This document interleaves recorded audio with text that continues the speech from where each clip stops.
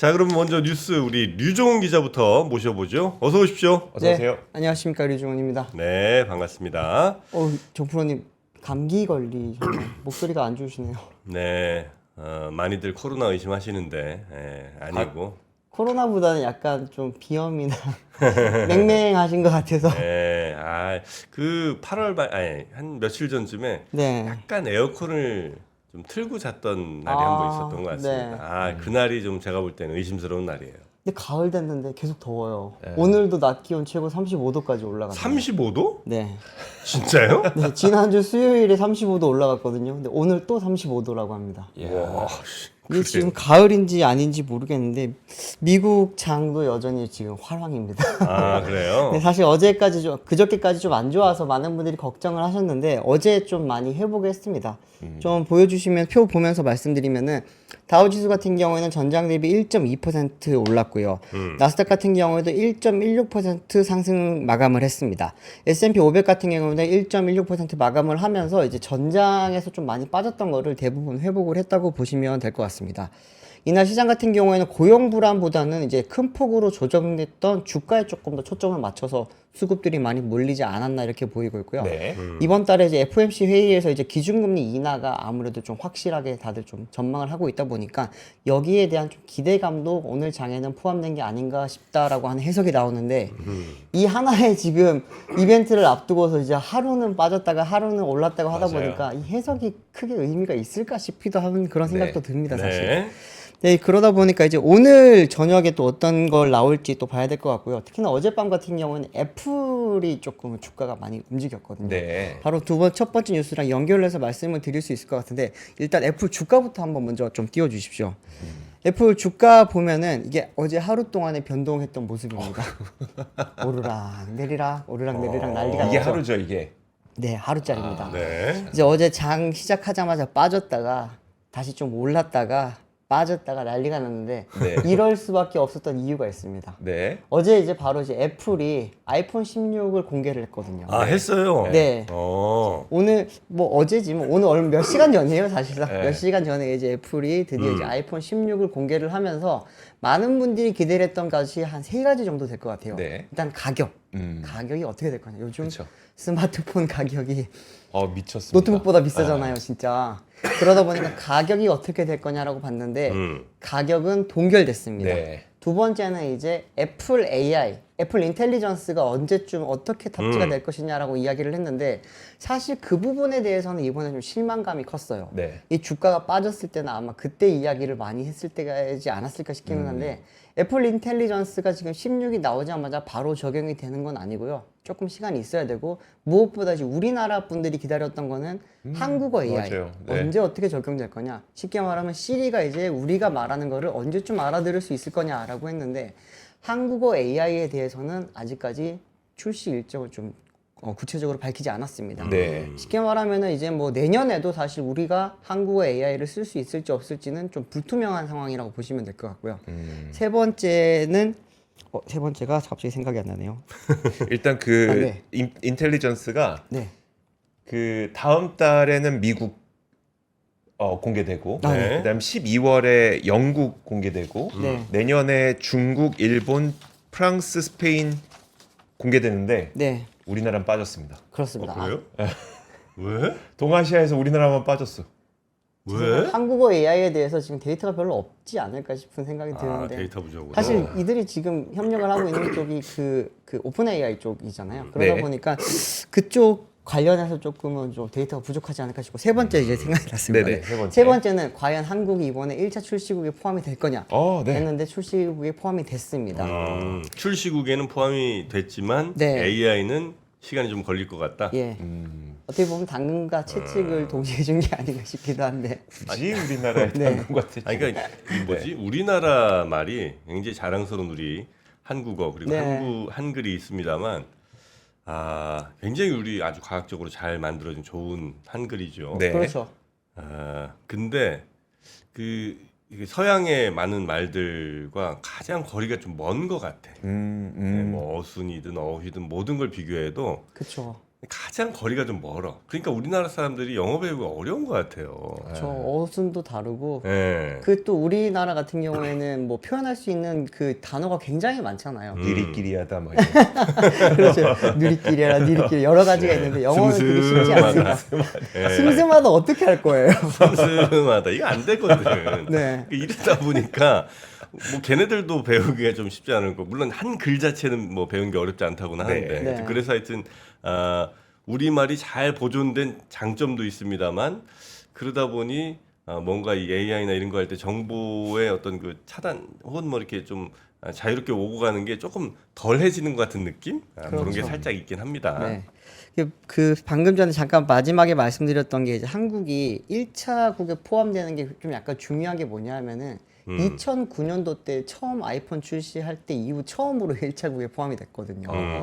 그러다 보니까 이제 한국에 보면은 뭐 많은 요즘 애플 팬들이 많지 않습니까? 네. 애플 아이폰이라든지 여러 가지 기기를 쓰는 분들이 많은데 우리가 이렇게까지 아이폰과 애플을 사랑해 주는데 왜 우리는 항상 1차국에 포함이 되지 않느냐라고 했는데 이번 같은 경우에는 미국, 호주, 캐나다, 중국, 프랑스, 독일, 인도, 일본, 영국 등 총 58개국이 이번에 1차 출시국인데 여기에 우리나라가 포함이 됐다고 합니다. 그럼 언제부터 살 수 있느냐? 13일부터 이제 사전 주문을 받기 시작을 하고요. 네. 20일부터는 온라인 오프라인 매장을 통해 이제 직접적으로 바로 구매를 할 수 있다고 합니다. 아이폰 16이 어떻게 생겼는지 일단 한번 좀 보면서 말씀을 드릴게요. 생긴 건 뭐 똑같은 거 아니에요? 비슷하죠. 네. 네. 근데 이제 좀 달라진 거는 이제 위가 아이폰 16이고 밑에 있는 게 이제 아이폰 16 프로입니다. 네. 보통 이제 카메라 3개짜리가 네, 밑에죠? 카메라 3개짜리가 프로랑 프로 맥스. 그렇죠, 그렇죠. 위가 이제 아이폰 16과 플러스인데 네. 아이폰 16 일반 모델 같은 경우에는 기존에 카메라가 사선으로 되어 있었어요. 어. 카메라 배치가. 네. 근데 이게 다시 지금 일자 형태로 바뀌었거든요. 그리고 이제 카메라 지금 옆에 보면은 밑에 하단부에 버튼이 지금 하나 보일 텐데 요 버튼 있죠. 네. 요 버튼 기존에 없던 버튼입니다. 이건 전원 버튼이고요. 이게 어떤 버튼이냐면은 카메라 액션 버튼이라고 해서 우리가 카메라를 아이폰을 쓰다가 카메라 쓰려면은 터치로 들어가서 몇 번 눌러야지 카메라 작동을 시킬 수 있었잖아요. 네. 그런데 이제 이번에 카메라 액션 버튼이 생기면서 이 액션 버튼은 터치 방식이거든요. 누르는 건 아닌데 터치 방식으로 이렇게 한번 밀어주거나 건드리게 되면은 카메라를 작동시킬 수 있고 또 이제 뭐 줌 아웃, 줌인 같은 거라든지 여러 가지 기능들을 이걸 통해서 활용할 수 있다고 합니다. 그리고 이제 옆에 보면은 이거는 이제 아이폰 16 프로랑 프로 맥스인데 이번에 많이들 좀 반갑게 네. 좀 이번에 좀 긍정적인 평가를 받았던 거는 AP의 차별화를 좀 안 뒀습니다. 기존에는 이제 보면은 이제 프로 모델과 일반 기본 모델에 대해서 AP를 다르게 적용을 하면서 네. 사실상 이제 성능의 차이를 뒀거든요. 그런데 이번에는 이제 둘 다 어차피 애플 인텔리전스를 적용을 해야 되다 보니까 네. 나중에 AP적인 부분에서는 크게 차이를 안 뒀습니다. 물론 조금 두긴 했어요. 지금 이제 일반 모델에는 A18이라고 하는 이제 그 AP가 들어갔고 이제 프로에는 A18이라고 할게요. 네, A18 플러스라 프로라고 하는 AP가 들어가게 됐습니다. 하필이면 그 칩 이름이 A18이에요. A18. 붙여서 말하니까 조금 그렇네요. A18. 네, A18이라고 하겠습니다. 네. 그러다 보니까 이제 칩셋이 좋아지다 보니까 이번에 성능 자체도 굉장히 많이 좋아졌고요. 네. 또 이제 이 성능이 좋아지면서 그 긍정적인 효과가 뭐냐면은 저전력 반도체거든요. 얘네가 네. 쉽게 말하면 네. 전력을 조금 더 적게 쓰면서 성능을 더 많이 끌어올렸다고 하고요. 특히나 이제 일반 모델은 기존에 A16 AP를 썼거든요. 네. 그러다 A28로 올라갔으니까 두 세대를 좀 뛰어넘었다고 보실 수가 있고 네. 프로 같은 경우는 기존에 A17을 쓰다가 A18 프로로 올라갔다고 보시면 됩니다. 그리고 칩셋 성능이 좋아지다 보니까 아무래도 기존에 이제 아이폰의 단점으로 좀 여겨졌던 게 뭐냐면은 발열 문제도 조금 있었고 네. 또 이제 그 배터리 용량이 용량 대비 조금 우리가 그 갤럭시나 다른 거에 비해서 조금 못 쓰는 것 같다라고 하는 이야기들 많았거든요. 그런 부분에 있어서 조금 많이 좀 보완이 되지 않을까 하는 그런 평가들이 나오고 있습니다. 네. 디스플레이도 좀 커졌습니다. 디스플레이 보시면은 이제 일반 모델 같은 경우에는 아이폰 16이 6.1인치 그리고 이제 아이폰 16 플러스가 6.7인치 그리고 프로 모델 같은 경우에는 6.3인치 프로 맥스는 6.9인치입니다. 이거는 아이폰 역대 가장 큰 디스플레이라고 그래요? 보시면 됩니다. 네, 6.9인치만 돼도 웬만한 그냥 작은 태블릿만한 느낌을 주기 때문에 태블릿들이 예전 태블릿들 보면은 7에서 8인치 정도 됐거든요. 맞아요. 네. 아이패드 미니 뭐 이런 거. 네. 그렇죠. 아, 예. 그러네. 그러다 보니까 오. 굉장히 많이 커졌고 또 지금 좀 자세히 보시면 베젤이 굉장히 얇아졌어요. 베젤이 얇아지다 보니까 거의 이제 그 디스플레이 일체형처럼 보이다 보니까 이게 좀 뭐라 그럴까 이렇게 뭐 디자인적인 네. 측면에서 좋고 나중에 뭐 영상물을 볼 때도 훨씬 좀 큰 화면을 좀 느낄 수 있을 거라고 합니다. 이거는 방금 이제 칩셋 말씀드렸던 거고 네. 이게 이제 아까 말씀드렸던 이번에 그 애플에서 기존에 카메라. 혁신이 없다. 뭐 디자인적인 측면의 변화도 없고 기능적인 변화도 없다고 했는데 사실 스마트폰을 가장 많이 쓸 때는 사진 찍을 때거든요. 전화할 네. 때보다도. 그렇죠. 예. 그러다 보니까 이제 카메라 기능적인 측면에서 이번에 좀 많이 강화를 했다고 하는데 이 아이폰 16 같은 경우에는 이제 광학 2배 줌이 되고 그리고 16 프로 같은 경우는 광학 5배 줌까지 되는데 이 이제 버튼을 통해서 이렇게 밀어주고 당겨주고 하면서 이제 줌을 만질 수가 있다 보니까 조금은 효율적으로 많이 아이폰을 좀 조작을 할 수 있을 거라고 이야기들을 합니다. 어떻게 작동되는지는 잘 모르겠는데 저거 네. 자칫 뜻하지 않은 오해를 불러일으키거나 사건 사고가 날 수도 있겠네. 왜요? 아니 그냥 지하철이나 버스 같은 데서 이렇게 들고 있다가 네. 나도 모르게 카메라 켜지는 거지. 그 옆에 사이드 버튼 잘못 눌러갖고 네. 그러면 또 이거 그런 일들이 약간 오해를 할 수 있는. 네. 네. 그렇지 않을까? 약간 좀 걱정되는데요, 저는. 여튼 뭐 그런 네. 변화가 어쨌든 물리적인 변화가 분명히 생긴 거고 그렇습니다. 소프트웨어적인 변화 좀 있는 것 같고 그다음에 네. 특히 인공지능 여기에 대한 기대가 있는데 요거가 그래서 좋은 평가가 좀 나와서 이렇게 저 가격이 좀 오른 거예요, 주가가? 이제는 뭐 하드웨어적인 측면에서 이야기를 할 때는 가격이 조금 올랐고요. 근데 이제 아니 애플- 주가. 주가요. 네. 네, 주가 그렇죠. 네. 네, 근데 그 애플 인텔리전스 때문에 사실은 조금 오늘 뭐 좀 빠졌던 요소도 있다고 보실 수 있을 것 같습니다. 네. 특히나 이제 이 부분에 대해서는 그 아직까지 좀 많이들 기대를 했던 게 뭐냐면 WWDC에서 사실 먼저 밝혔잖아요. 네. 그러면은 이번에 아이폰 이야기를 할 때는 아이폰에서 어떻게 쓰일지에 대해서 조금 이야기를 많이 해주기를 바랬거든요. 네. 그런데 이제 WWDC에서 나왔던 내용 다시 재탕한 느낌입니다. 음. 그리고 이제 애플이라고 한다면 뭔가 혁신적인 부분을 좀 기대를 했을 수가 있는데 우리가 기존 갤럭시에 있었던 온디바이스 AI에서 볼 수 있었던 기능과 크게 다르지 않고 네. 뭐 시리가 뭐 혁신적으로 뭔가 좀 AI 비서의 역할을 해줄 수 있는 것도 아니고 그러다 보니까 우리가 쉽게 상상할 수 있는 기능들이에요. 뭐 사진을 보완을 해준다든지 말을 통해서 뭔가 이렇게 이야기했을 때 텍스트로 바꿔준다든지 네. 그 정도 기능밖에 아직까지 공개가 되지 않았다 보니까 애플 인텔리전스가 가져다 줄 수 있는 뭔가 혁신적인 변화가 없었기 때문에 좀 그 부분에 대해서는 실망감이 조금 많지 않았을까 싶습니다. 네. 그러다 보니까 뭐 주가 0.041% 올랐어요. 똑같다고 보시면 맞아요. 아 그래요? 네, 변화 없었네요. 그냥 출렁이기만 했구나. 네. 네. 그런 상황이 오히려 있었습니다. 그 네. 이번에 A18 네. 칩에서 저전력 반도체 그 설계 아키텍처인 ARM 아키텍처 썼다 그래서 네. ARM이 오히려 크게 올라가는 아 그래요? 그런 현상이 오히려 시장에서 나타났습니다. 네. 네. 자 그러면 두 번째 뉴스도 한번 가볼까요? 네, 두 번째 뉴스는 이제 아까 지금 제가 더위를 잠깐 이야기했는데 네. 잘 때 에어컨 트세요 아직? 아니요. 이제 어젯밤에는 안 켰습니다.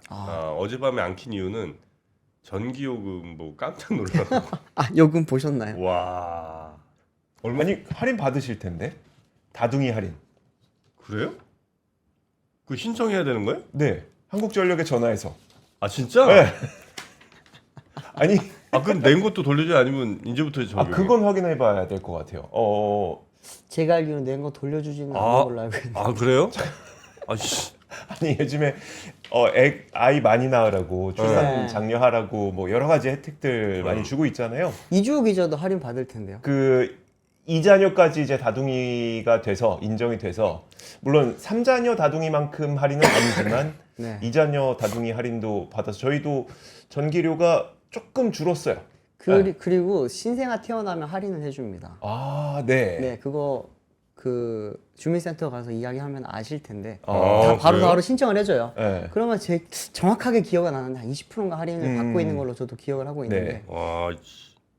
큽니다 네, 이거. 뉴스 빨리 하세요. 네, 이게 지금 뭐 20% 할인이 왜 크냐 하면은 이번 8월 달에 폭염이었잖아요. 네. 그러다 보니까 어제 전기요금에 대해서 이제 잠정적으로 이제 결산한 게 나왔었는데 한 가정당 평균 13% 정도 올랐을 거라고 이야기를 했습니다. 네. 13% 올랐으면서 20% 할인 받을 수 있으면 그래도 챙겨야 되는 거잖아요. 그럼요. 그러다 보니까 지금 이제 어제 많은 민원 아닌 민원들이 많이 쏟아지긴 했었는데 어제 한국전력이 발표한 바에 따르면은 지난달 주택용 전기의 가구당 평균 사용량이 363kWh로 작년 같은 달보다 9% 증가했다고 밝혔습니다.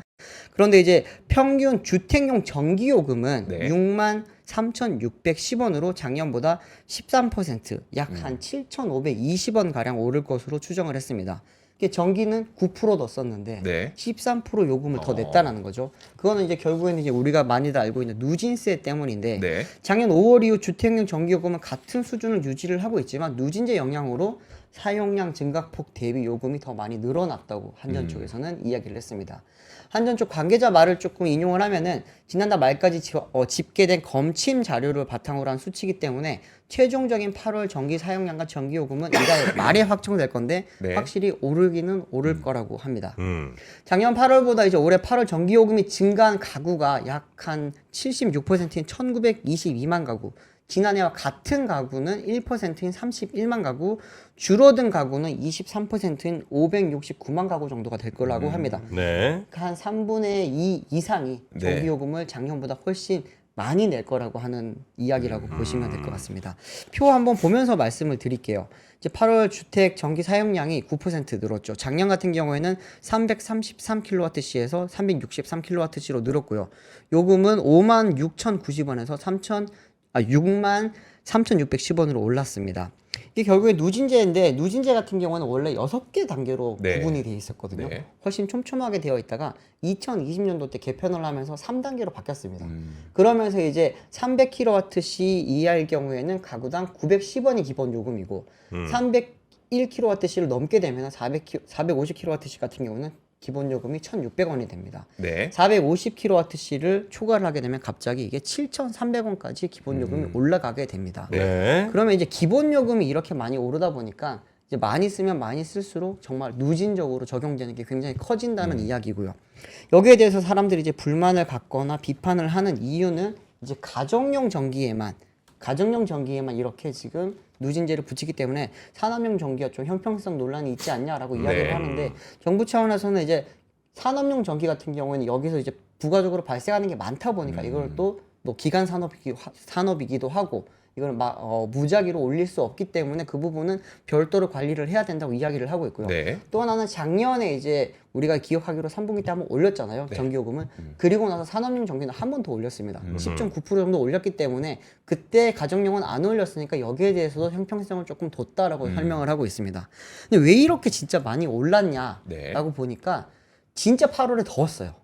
8월에 역대급 더위였는데 기상청 자료를 한번 확인을 해보니까 지난달 폭염일수가 16일이었습니다. 네. 2016년에 이제 16.6일로 집계됐건 이후에 가장 지금 많은 두 번째로 많았던 폭염일이라고 하고요. 열대야가 좀 더 문제예요. 열대야가 있으면 우리가 밤에도 틀어야 되잖아요. 네네. 이게 8월 달에 열대야 일수는 11.3일로 통계 집계 이후 처음으로 두 자릿수를 기록을 했다라고 합니다. 네. 그러다 보니까 이제 8월 평균 최대 전력 수요도 작년 동기 대비 6.1% 증가한 87.8기가와트로 역대 최고치를 기록을 했다라고 합니다. 근데 이렇게 되면은 이제 한전 쪽에서는 부담을 많이 느낍니다. 이렇게 많이들 생각하실 때 이렇게 전기요금 많이 오르고 하면은 한전이 돈 많이 벌어서 좋은 거 아니냐? 네. 라고도 생각을 하실 수가 있는데 지금 한전이 전기요금을 한 번 더 올리려고 준비를 하고 있는 상황입니다. 하반기 때 한 번 더 올려야 되는데 지금 하반기로 넘어가는 시점인 8월 달에 전기요금이 이렇게 많이 나오다 보니까 추석 이후에 우리가 전기요금 올리겠습니다 라고 발표를 하기가 지금 굉장히 부담스러워졌다라는 거죠. 네. 근데 이제 한전 입장에서는 이렇게 부담스러울 수밖에 없는 게 지금 한전이 아시겠지만 누적 부채가 200조가 넘습니다. 한번 실적 한번 보시면은 네. 2023년 2분기까지 2조 7,024억 원의 적자를 냈습니다. 분기 기준이에요. 이 앞은 볼 필요가 없는 게 계속해서 적자입니다. 계속해서 적자가 누적적으로 쌓이다 보니까 올 상반기 기준으로 누적 부채가 지금 200조가 넘는 상황이고요. 네. 작년도 3분기 때 이제 전기요금 인상을 하면서 그때부터 이제 보시면 1조 9,966억 원, 1조 9천억 원, 1조 2천억 원, 1조 2,500억 원 이렇게 지금 계속 4분기 연속 흑자를 기록을 했습니다. 3분기 같은 경우는 지금 이제 증권가에서 내놓은 전망치 컨센서스가 3조 2,660억 원 정도 됩니다. 네. 이 결국에는 이번에도 큰 폭의 그 흑자를 내겠지만 이게 지금 당장 흑자를 낸다고 지금 웃을 일이 아닌 게 누적 부채가 너무나 크고요. 네. 또 하나는 지금 한전도 캐펙스 투자를 굉장히 많이 해야 되는 상황입니다. 그러니까요. 네, AI라든지 데이터 센터라든지 또 여러 가지 전력망 지금 비축을 해야 되는 상황인데 네. 여기에 써야 될 돈만 해도 지금 수십조 원이거든요. 그런데 지금 안 그래도 부채가 큰 상황에서 여기서 지금 우리가 정기요금을 올려서 R&D랑 캐펙스 투자를 위한 돈을 조금 더 내야 되는 상황인데 정기요금을 우리가 요금을 올리기가 쉽지 않겠다라고 하는 이야기를 하고 있는 거고요. 네. 그러면서 이제 한전에서 어제 이야기했던 거는 한국 전기요금이 많이 비싸지 않습니다, 여러분. 하면서 호소를 했어요.